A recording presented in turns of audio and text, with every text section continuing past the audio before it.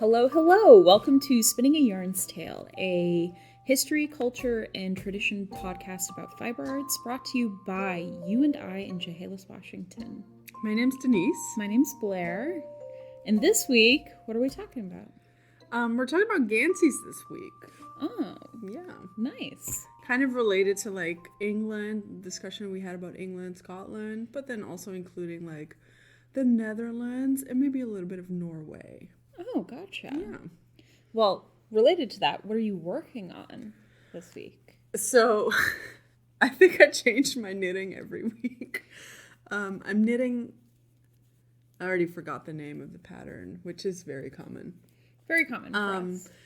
I have Noro Ito, which is a yarn by Noro, and I'm working on it's like a short sleeved t-shirt / sweater type thing. Yeah, it looked pretty heavy, so it's not like a summer shirt that you're working on. No, yeah, it would I think it would layer nicely over like a long sleeve shirt or something, like a turtleneck maybe. Yeah. Exactly. Yeah. What are you working on? Well, this week I am not working on my Hopi sweater. I am working on a Bonnie cardigan. Ooh. I'm doing it in the round, and I'm going to steek up the center. I really want to see what that's going to look like. I'm hoping it'll be good. I'm running out of the yellow yarn that I'm working in. I'm working in some Ella Ray Eco. No, it's not Eco. It's their classic wool. But I only have 2 balls left, and I still have the body, the sleeves, and the button band. But I'm thinking of doing the sleeves in a contrasting color anyway. Ooh, that'd be fun. Yeah. That sounds good. So. Awesome. That's what I'm working on. Yeah, something different. Different. Not sleeves. For my Hopi sweater. But they'll come back. They'll always come back. Yeah, they'll always come back. I also just have like a million projects, so don't be ashamed of the fact that you're working on something different. Know. Project monogamy is dead. It's not a thing. No. It doesn't exist. It does not, for sure. More power to you if you do believe in project monogamy. It always amazes me that people can and do work on a single project until it's done, because I have 5 sweaters. Yeah, I don't have in the works. Attention span for that. Along with maybe 2 pairs of socks. I don't do project monogamy. It's different situations call for different projects. Yeah, if I need to pay attention, I'm not going to be working on a colorwork sweater. Yeah, no, I wouldn't do that. No. Or even in the dark. Because then the next morning, you're like, oh. Oh, well, that's not how that's supposed to look. Yeah. Exactly. But anyway, back on topic. Yeah, let's move back to Ganseys. Ganseys. Where to start? What is a Gansey? Well, as far as I know, a Gansey is a sweater, right? Yeah. But I don't know much outside of that. What kind of sweater is it? So a Gansey is a fisherman's sweater. And so these were the original fisherman's sweaters that were worn by fishermen around the English Isles and then Scotland and some of Norway and the Netherlands. Gotcha. Are they similar to what we think of as a fisherman's sweater today? Like the ones with all the cables and all that good stuff? So they have some very distinctive characteristics that we don't really see in the fisherman sweaters that we see today. But they're kind of similar. Kind of similar? Yeah. There's some structure in the stitches, so we have knits and purls. And if you move further up to Scotland and colder climates, you even have some cables. Gotcha. Well, yeah, that makes sense because cables are warmer. Yeah, exactly. They're warmer. Yeah. But what necessarily makes this a fisherman's sweater? So there were, like I said, there were a few characteristics. One of them is that the sweater would be really tight fitting. So that it wouldn't get in the way when a fisherman was just at sea and stuff like that. And then we also have the tight knitting gauge. So we're talking yarn of like 5 plies, and then so it would be about worsted weight maybe, and then we would use like a 2.25 millimeter needle. So we're talking like a US size 1 or 2 Yes. knitting worsted weight yarn. But it has more plies than a worsted weight would, because I'm working with a worsted weight now, and this is a 4 ply. Yeah, it's actually a special kind of yarn that is not really reproduced or produced anymore. There's one brand that we know of that still has like the original Gansey yarn that is also produced in England. Frangipani, was that the name? I think that was the name, because I remember it was kind of... It was like an Italian dish or something. It sounded like food to me, you know? Yeah, exactly. But I think I've heard of this. It was called fisherman's iron, right? The yarn? Yes. Because it's not necessarily, it wasn't washed. Because they still wanted the lanolin in the yarn to wick water, which is why it was good for fishermen. Because it was really good for keeping the wet out. Nobody wants to be kind of soaking all day. Yeah, that's gross. And all night, because, they're fishermen on a boat. They live there. Mm-hmm. But it was normally made out of, like, really hard-wearing wool. And then also it was similarly unwashed, because they wanted that lanolin in there to keep the people dry. Yeah. Yeah, and that's also part of the reason why the gauge was so tight, is because you needed to keep the wind out. The wind? For real. Yeah, the wind. Yeah. And so not a lot of fishermen had like I'm not sure what they're called, but like almost like a raincoat from oil material. Oh, yeah. Okay. So then these Ganseys were perfect, and their sleeves were made just a little bit too short so that it wouldn't get in the way when a fisher was dealing with fish or nets or whatever else. Oh, yeah. Well, similarly, I'm thinking, when did they start wearing them? Because around the 1700s. Oh, so they're like really old. Yeah, they started pretty early on, and they were mostly knit by the wives. The wives of fishermen? Mm-hmm. Yes. So at that point, the women were allowed to knit their husbands' sweaters. Yeah, at that point they were, because it was useful for them. Right, okay. No fun, just useful. Exactly, yeah. Okay. And kind of like where they had to have started somewhere, right? Mm-hmm. So we know that they started around the 1700s, but where did that happen? So the word Gansey comes from Guernsey Island, which is an island around England. I'm not sure where it is at, but it is part of England. And then you also have Jersey, which is another island that's part of England. And both of these, we know the word jersey, which is like a sweater as well. And then the Gansey is derived from the Guernsey Islands. Gotcha. So a Gansey isn't the same thing as a Guernsey then, or like a Gansey isn't the same thing as a jersey. Yeah, there were some differences. I think they were interchangeable, but then the people that really maybe came from those islands, they say that the yarn was different. Oh, okay. So I do know that the jersey came later. Mm-hmm. So when knitting became more fine, the jersey came about, and so the jersey, you say that the yarn was different. It was a finer yarn then, right? Right. Yeah. Okay. So the difference between a Gansey and a jersey is the fact that one is knit with really heavy wool and one is knit with lighter wool. Yes, exactly. Yeah. Okay. Oh, okay. Cool. But at the same time, like these days, people kind of interchange the terms, which is not correct, but we all know what they mean, kind of. It kind of happens. It's like people saying, I can't think of an example. Oh my God. It's like they're basically they're different things, but they have the same word. Yeah, exactly. Yeah, I don't know an example either. I can't find one.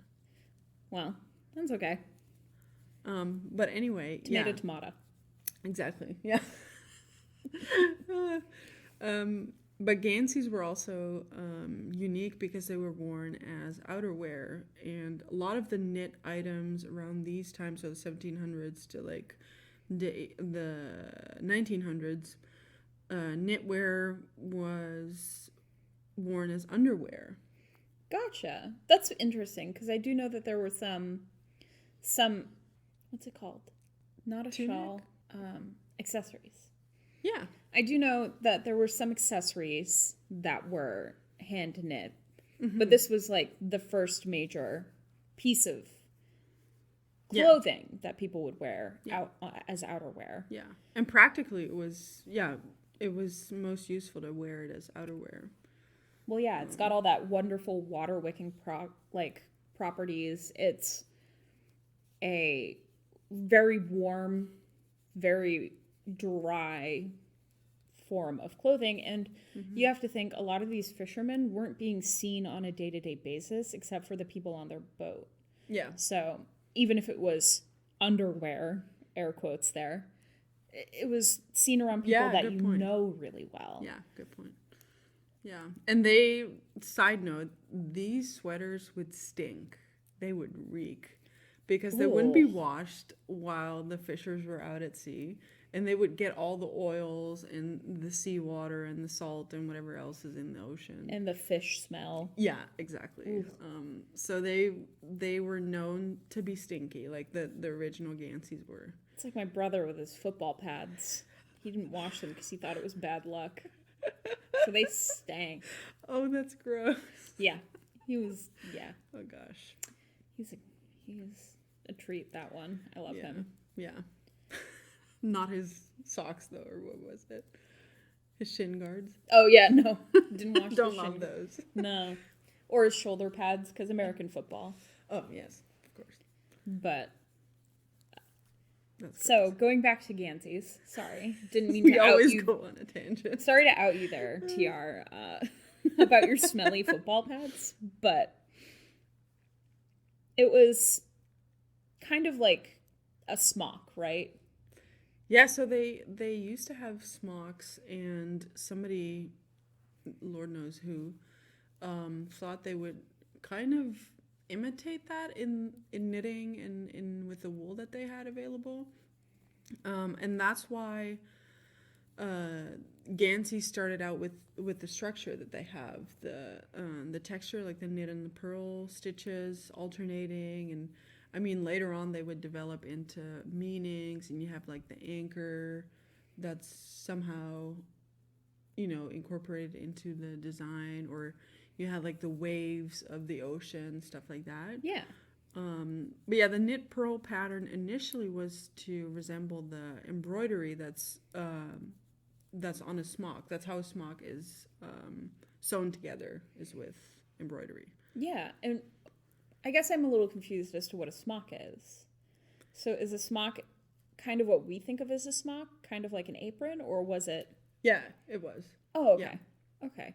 But it had sleeves. Well, like shorter sleeves, though. Shorter sleeves. Yeah. Okay. Yeah. And that's what they were trying to imitate. I'm not sure, like, who thought of that. Like, oh, let's imitate this in knitting. Well, it probably would suit the fashion at the time, and if a working man was to wear a smock, might as well. And he can't, like, you don't want to wear a smock because they're normally made of cotton or wool or linen, and those aren't very well, no, wool is, but if after it's been washed, it's not very water wicking. Yeah. So to make it more in line with fashion, they probably made them attractive to look at. Because if you're wearing them all the time, might as well feel good, you know? Yeah, exactly. And I suppose it must have been a little bit warmer. Like you said, the cables are definitely warmer. The cables are definitely warmer. Yeah, but maybe some of the textures too. Well, yeah, that would make sense. So that's part of it too. And another thing that's interesting about Ganseys, because they're such an historical piece of knitwear, they're not really mentioned in history books about fishing and about fishing in the areas that we're talking about. So like England and Holland. And that's so weird because there's such an integral part of like the culture around it. But I suppose a history book isn't necessarily focused on the culture surrounding the act of fishing. They're more interested in the product of fishing and the problems it may have caused and all that stuff. Yeah, but they think part of it has to do with that it was women's work. Oh, yeah, that's true. That's true. We were not very well documented as a people. Yeah. For a long, long time. Exactly. Yeah. So like it was just, yeah, Ganseys were Ganseys. They were taken for granted and made by women. So who cares, kind of thing. I don't know. I guess it was like, yeah, my wife. Of course, she made this for me. Yeah. She's supposed to. Yeah. No, they were actually some fishermen's women were very involved in even like some of the fishing stuff. Mm-hmm. So that's pretty interesting. And then they would knit the Ganseys, of course. Yeah, like not many women went out on boats, but I assume they helped with unloading, things like that. Yeah, and they would I don't know what to call it, but like dissect the fish. Gotcha. Clean the fish. Yeah. Oh, gotcha. Okay. Mm-hmm. Make sure they're fresh and all that stuff. Yeah. But then also, because it was women's work, it was probably a really social thing, yet again. Yes. So you bring up an interesting point because these patterns that were incorporated into the knitwear, into the Ganseys, so the knit purl patterns were particular to regions, but also to knitters. So one woman might knit a sweater for her husband with, the anchor shapes or the wavy shapes, and would teach a new wife in the same area her technique and her pattern, and that's how the next knitter would knit the same pattern. That's really crazy. And they didn't have written patterns. They didn't have written pattern. Yeah, it was all spoken word. Yes. Yeah. And it was just assumed that people knew how to knit because it was such a common thing. So you assumed someone knew how to knit into purl, and so you just kind of told them, yeah, this is how I make sure the sleeves fit. Yeah.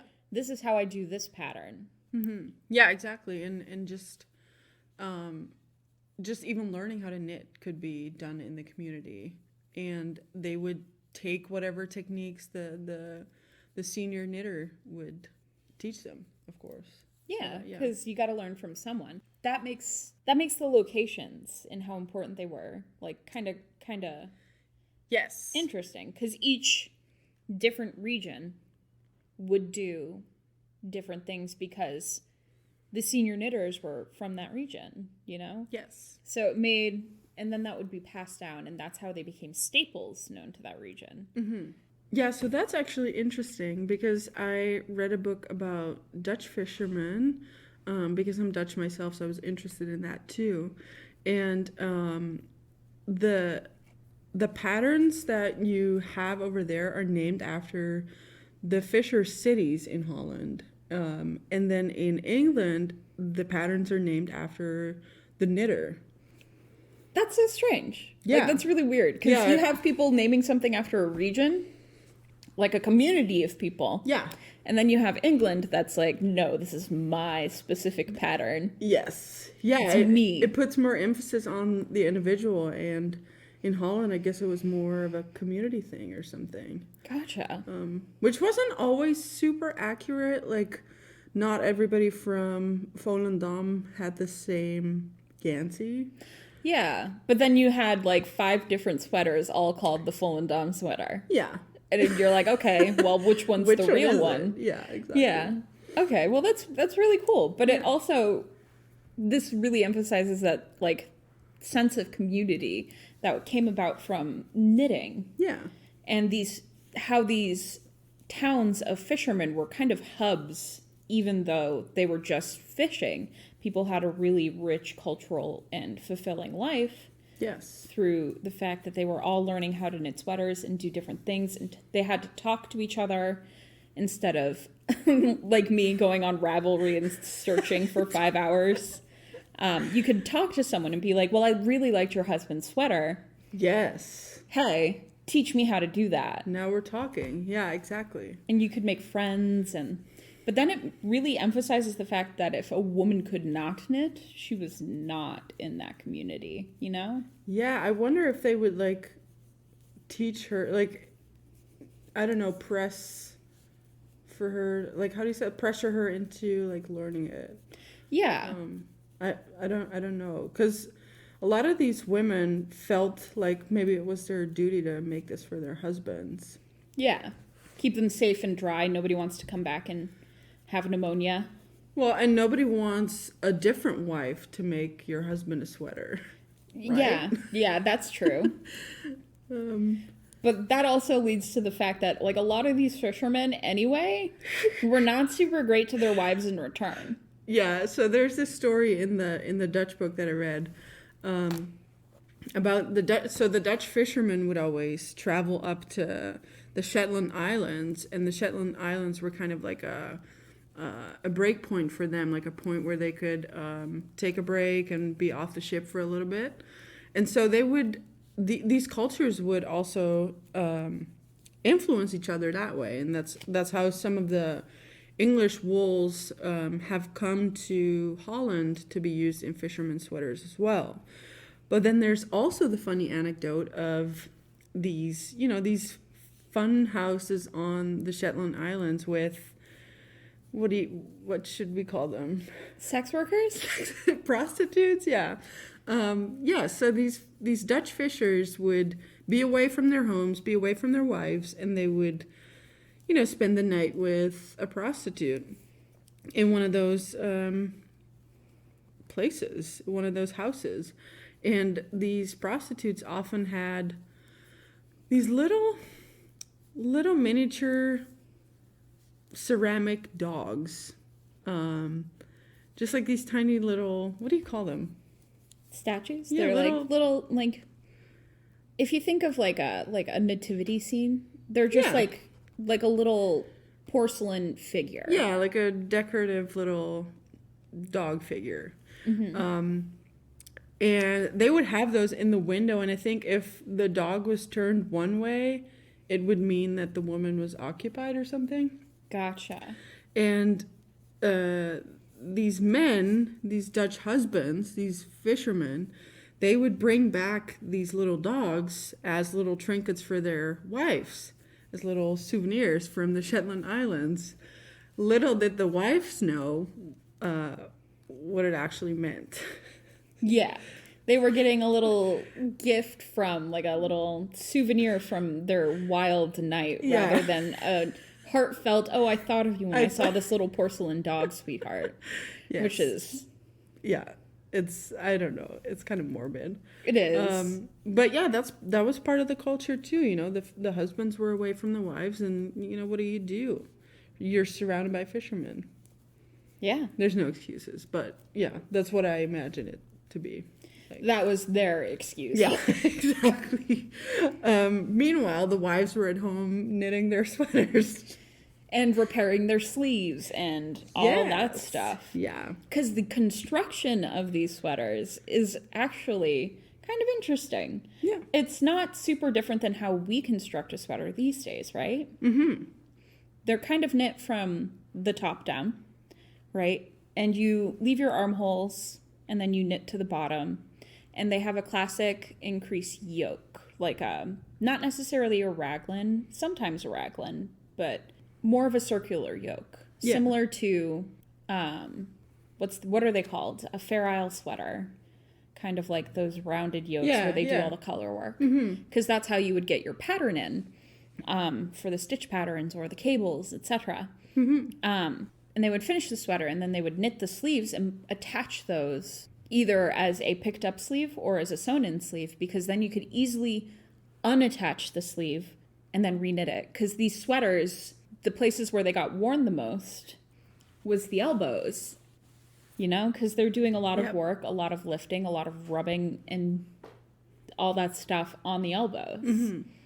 So they were really kind of interesting because they're really similar to how we make sweaters now. Yeah, they really are. Yeah, and the sleeves were indeed the ones to wear out first. And so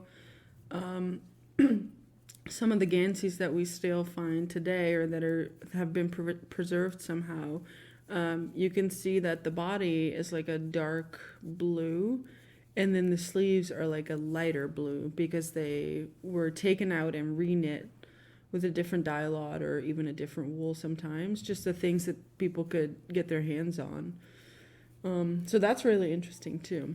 And it's also really interesting because you mentioned the color. The reason why Ganseys are a specific color, because they are a specific color, you told me that a couple of days ago.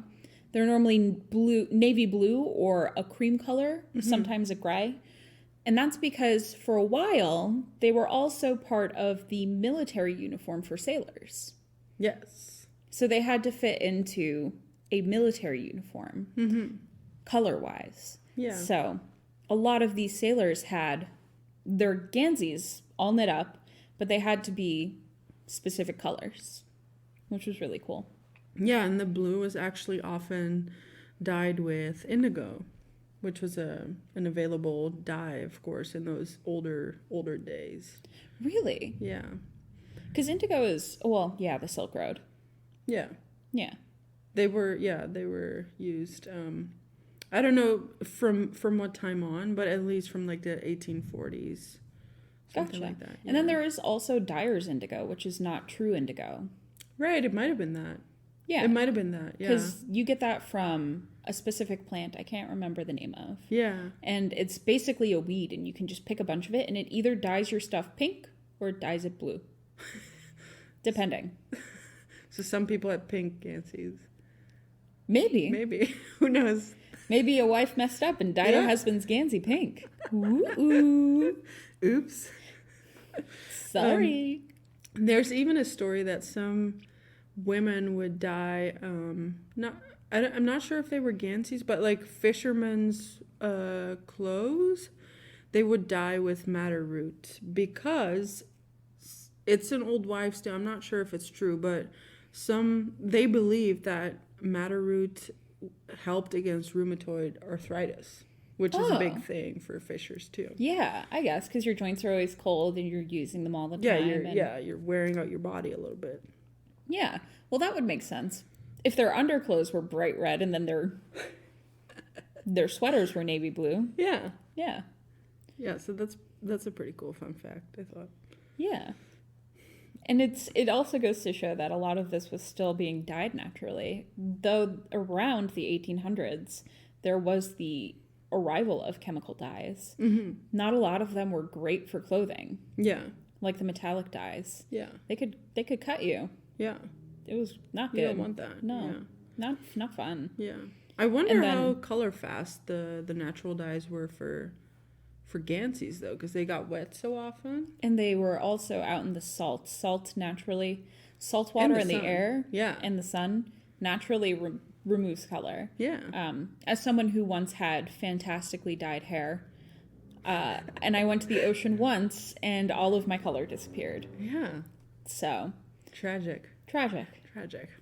It happens. So you do have to think, how color fast were these? Yeah. And how often did they dye them? And how often did they wash them? Because a lot of them were able to be like unpicked and reknit in various different ways. Yes, yeah. So. Which was an important part of like the usefulness of Ganseys, yeah. Because also you mentioned at one point, they're knit the same front and back. Yes. So you could evenly wear them out. Yeah. So, yeah, exactly. Yeah. Yeah, there's even an anecdote of a guy, because there's no short rows or whatever. Yeah. And the neckline is really tight. So there's an anecdote of a guy ripping his ear off because he took off his sweater. Too fast? Yeah. Ooh, ow, ooh. Because the neckline was so snug. Thank God my necklines aren't that snug. I know. They fit over my head. That'd be painful. That's kind of like, if they're snug, they didn't work out. You knit too tightly. Yeah. Kind of. These days. But then it was the norm. Back then it was to keep the water from getting up into their chest and their neck. Yeah. You wanted them to be tight. Yeah. And sometimes I also noted, and I looked a little bit at the construction since I was talking about it,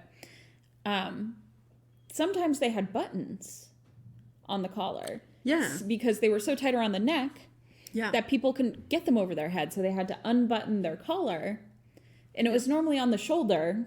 Yeah.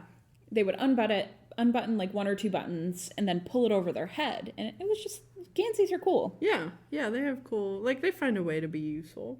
They do. Especially, yeah. And they kind of went away at the birth of the raincoat and wellies and things like that.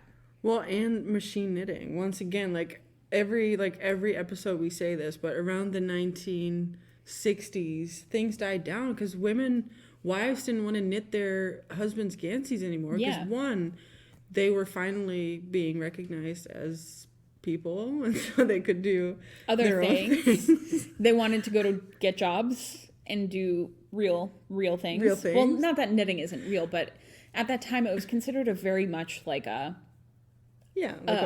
feminine, like, homemaker thing to do. Yeah. And some people didn't want that. Yeah. And in the 1910s and stuff like that, like you said, the birth of the knitting machines. Yeah. And knitting became more of a hobby and less of a necessity. Yeah. And they were still being made, of course, especially for fishermen, but you could also get a Gansey from, like, a shop. Yeah, exactly. And sometimes that would be cheaper and less time consuming, because if a homemaker has to spend 3 hours a day working on her husband's sweater, or else she's going to get in trouble, like, that takes 3 hours away from being able to work on, like, dinner or cleaning or anything else. So it was considered like a time saver and a money saver. Mm-hmm. Yeah, definitely. Yeah, and just motivation for a lot of women, because they knew that there were cheaper options that wouldn't take up their time. And then so for Holland, they had a lot of Ganseys that were imported from England. Mm-hmm. Because they were still more popular in England than in Holland. It's just crazy, because you kind of see it with the birth of the knitting machine, because there was the knitting looms and the knitting frames, but people still preferred hand knitting because it was considered faster. Mm-hmm. But, like, with the birth of machine knitting, with the fully automatic machines and things like that, you kind of see, like, these communities that we're talking about, where people share their patterns with each other and they talk to each other. They kind of, like, I don't want to say that they die, but they do definitely dwindle. And they still exist, but it's just far less, which I think is really sad. Yeah, times have really changed that way. And I think it's really cool that, like, fiber arts is making kind of a comeback, especially since the big C word, the vid. Oh. People picked up a lot of knitting, and knitting groups became a thing again. And it's not just old women gathering at, like, Denny's to get their weekly coffee with their friends and knit. It's people are getting together and they're hanging out. Yeah. And they're chatting. And I think that's important. And it's how I learn a lot of patterns. People show me a lot of beautiful patterns, and I'm like, oh my God, I have to knit that. And I think it's really cool. You send the PDF to them. Yeah. Or get the PDF. Or they send me the Ravelry link, and then I don't have to spend 5 hours looking at Ravelry. I talked to someone, and they were like, this pattern's really cute. And I said, okay. Well, yeah, it builds community. Like, even now you can see that, and that's what you were just saying. Like, these fishermen or fishermen's wives and the other communities that we've talked about before are close knit. Am I going to say it? They're really, really... They're close-knit. They're close-knit. They're intertwined. No pun intended. Yeah, exactly. And I think it's also a really interesting parallel to think about how knitting was a cultural thing in the home, and now it's much more about a cultural thing in the public. Yes. So, like, knitting and talking and making friends was based around gathering at someone's home and learning patterns and talking to them and all that stuff. Mm-hmm. Whereas now you come to your local yarn store, and that's where your knitting community can be. And it's no longer strictly in someone's home. And I think that's really neat. And there's a lot of cool knitting communities online as well. So yeah, there's ways to connect, definitely. And it's kind of a change, but we're kind of getting back to our roots in that matter. Mm-hmm. Yeah, I feel like knitting has always strived for that community. Yeah, which is good. Yeah, I think at least. Speaking of which, we have a knitting group here, you and I, don't we? We do every Friday. Nice. 10 to 3. Yeah. Come visit us. Well, I think that's the end of our rope with Ganseys. Unless you have any more information that you would like to say. I think that's all for today. Yes. Yeah. If anybody has any questions or like, extra information that we missed. Yeah. Feel free to email us at spinningaярnstale@gmail.com. You can leave a comment on our YouTube channel. Feel free to get in contact with us any way that you can.